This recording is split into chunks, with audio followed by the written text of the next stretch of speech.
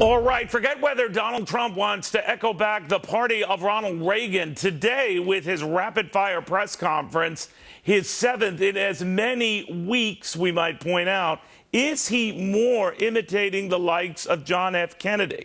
I only mention that because, again, of the rapid-fire number of questions he answered. For example, before we go into some samples from this little more than 25-minute affair, Donald Trump talked for 26 minutes and took in 29 questions. Barack Obama, in his last press conference back on July 15th, spoke for 1 hour and 8 minutes and took 10 questions. The aforementioned John F. Kennedy, he had 64 press conferences by the time of his death. The typical press conference included upwards of 35 questions. In other words, triple the number of Barack Obama. And of course, if you think about Trump having about that amount of time, about on a par with Donald Trump. So, you think I'm kidding about rapid fire? Take a look. Question was, what did I get for signing the pledge? Absolutely nothing. You don't have to be met when you're at 2%. No. Yes, go ahead. I don't want to talk about that here. It's inappropriate. Well, there is gridlock in Congress right now, and that's because there's no leadership at the top. I want people to come into our country legally. I want to have a big, fat, beautiful, open door. I don't know enough about it to comment on it.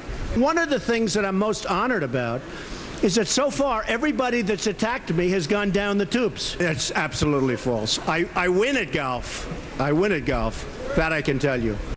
All right, this is not an exact science, folks, but the average response on the part of Donald Trump, whether it was a quick or immediate response, a yes or no, or I don't know, or go to hell, he didn't do go to hell, about 30 seconds. About 30 seconds. John F. Kennedy's average, about 39 seconds. This president's average, Barack Obama, closer to 3 minutes, oftentimes more in joint press conferences with foreign leaders. I can go on, but only to make the point, whatever you see or hear isn't the issue, as much as the fact that Donald Trump is very comfortable with the media and very comfortable either addressing their questions pointedly or dismissing them out of hand. The Hill's Kevin Sirley noticed the same thing. Kevin, that was what struck me. Boom, boom, boom, boom. What'd you make of that?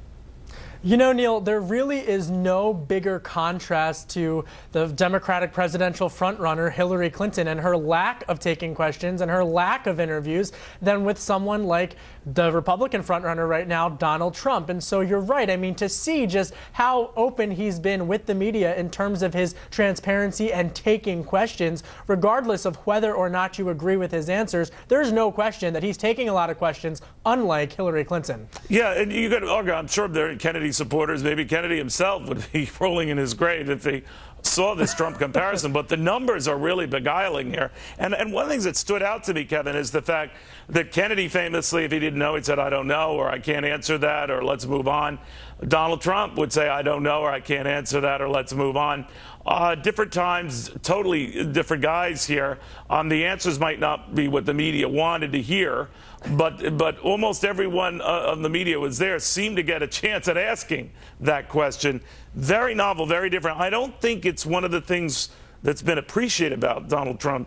Again, whether you agree with what he's saying or that he's answering the question that's being put to him, but it's rapid fire, and anything and anyone is fair game. You know, exactly. You know, you made the Kennedy comparison, but, you know, I think also the way that he's been able to utilize social media, similarly to how candidate Kennedy at the time was with the television election. And I think when he's running campaign attack ads on Instagram against former Florida Governor Jeb Bush, this is a guy who knows how to utilize social media, tap into that voter angst and frustration. You know, I mean, really just whether he's talking about Jeb Bush or Kanye West, as we saw at this press conference, he's got an answer for everything. And so I think it's that he's tapped into the frustration and the angst of people who are craving a political outsider to come into this race and really shake things up. Now, we should stress, Kevin, I'm sure bright guys like you remind me, you know, rapid fire press conferences are no, you know, meaning here or any intellectual significance. I mean, you could argue that a lot of leaders are very ponderous and they think long and deep about some of these responses. Barack Obama seems to hold the record for were very lengthy responses. They might be very measured, very lawyer-like, but some of them have gone on for upwards of 10 minutes. Having said that, do you think this is part of the key to Donald Trump's appeal, that maybe in this short attention span age in which we live and people dodging questions, he will either accept the question, reject the question, accept the questioner, reject the questioner, but he doesn't just idle by. It's like, come on, let's keep moving here.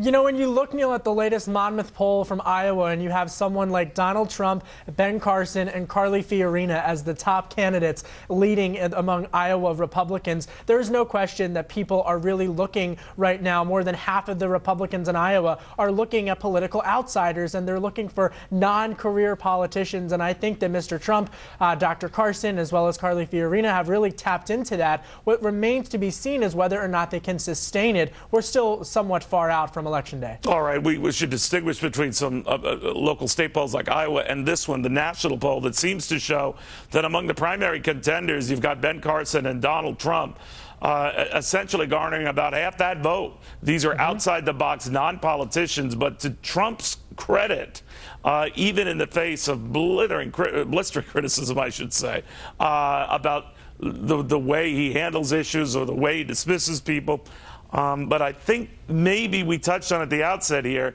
his willingness to take on any and all and not to let a slight go unaddressed and to respond, as he did yesterday, to what was deemed an attack ad or on the part of the Jeb Bush folks, and within what seemed like a millisecond, an attack ad response.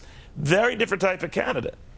Very different type of candidate. You know, when I interviewed him last month, Neil, and he first threatened to run as a third-party candidate, it was just days after the RNC officials had released a public statement saying they did not agree with his statement against Senator John McCain. And so also a very different candidate, but a very different response, I think, what we're seeing from RNC officials and how they're treating Mr. Trump, which is the whole reason he was able to sign that pledge today. He says that he feels he's now being treated fairly from RNC officials, and that is a result of why he will not run as a third-party candidate. All right, you just touched on our next segment brilliantly. Kevin, I want to thank you very much. Well, that was the centerpiece of today's press conference, this infamous or famous pledge, Donald Trump committing himself to the Republican Party. Take a look.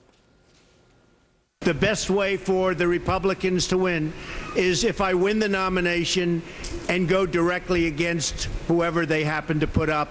And for that reason, I have signed the pledge. Yeah.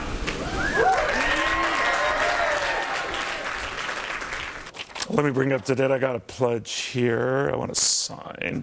I pledge to eat vegetables every day for the rest of my life. Signed, Neil Cavuto. Okay, got that. I'm kidding.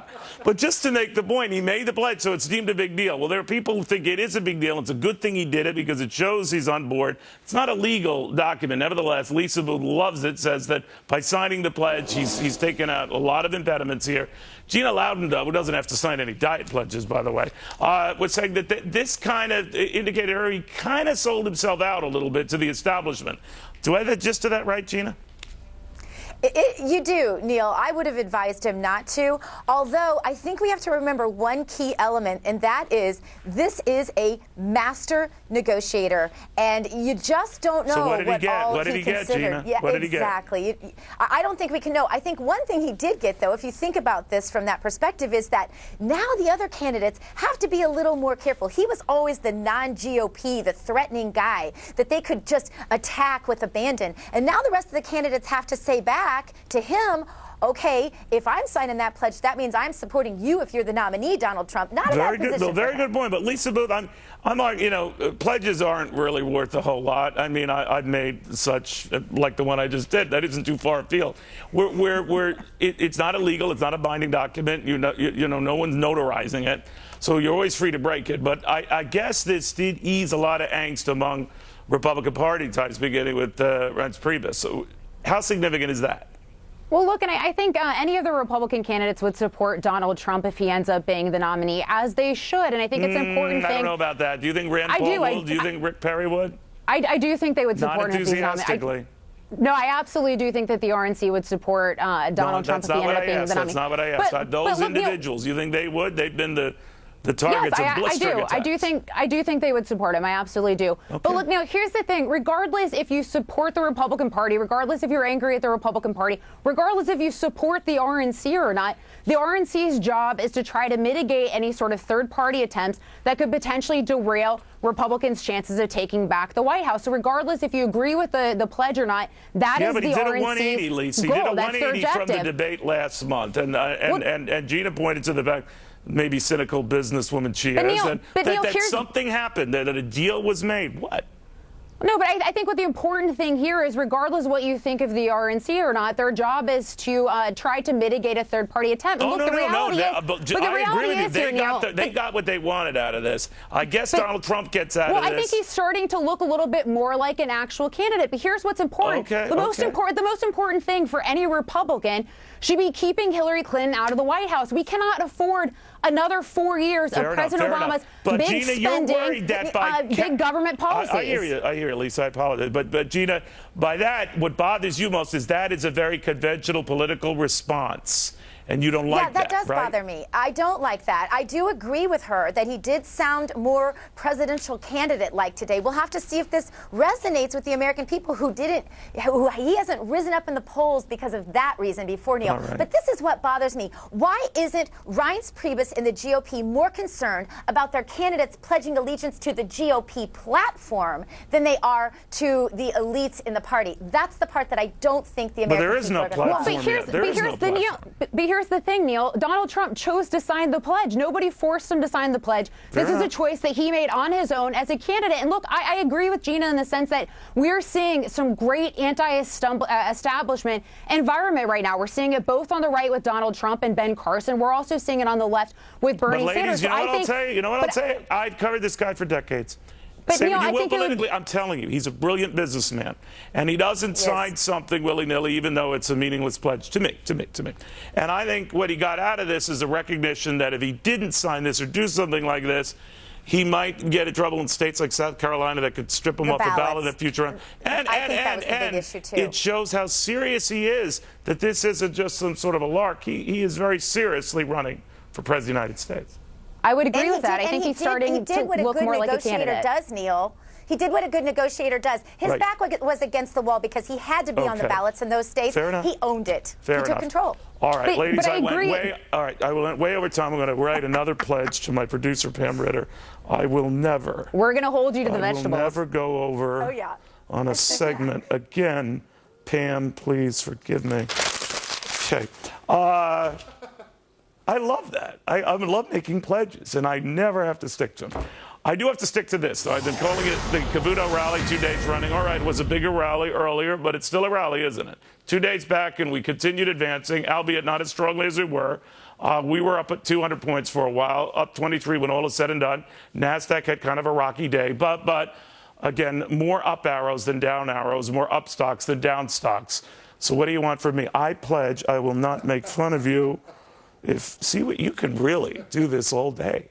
But why should I do that when I've got Karl Rove coming up, especially when Karl is saying that she could start out this race, Hillary Clinton, very rocky, even lose Iowa and New Hampshire. Guess what? She could still win it all. And I pledge to whatever Cavuto wants. Is this man brilliant or what after this? Need new tires? Right now at Pep Boys, when you get 3 Falcon, Cooper, or Hankook tires, you get the 4th tire free instantly. Plus, get no interest and paid in full within 12 months on your Pep Boys credit card. Trust the boys to get you there. Joseph A. Bank presents the Labor Day sale. A huge selection of pants, sports shirts, polos, and shorts are buy 1 item, get any 2 items free. Mix and match. Through Monday. Joseph A.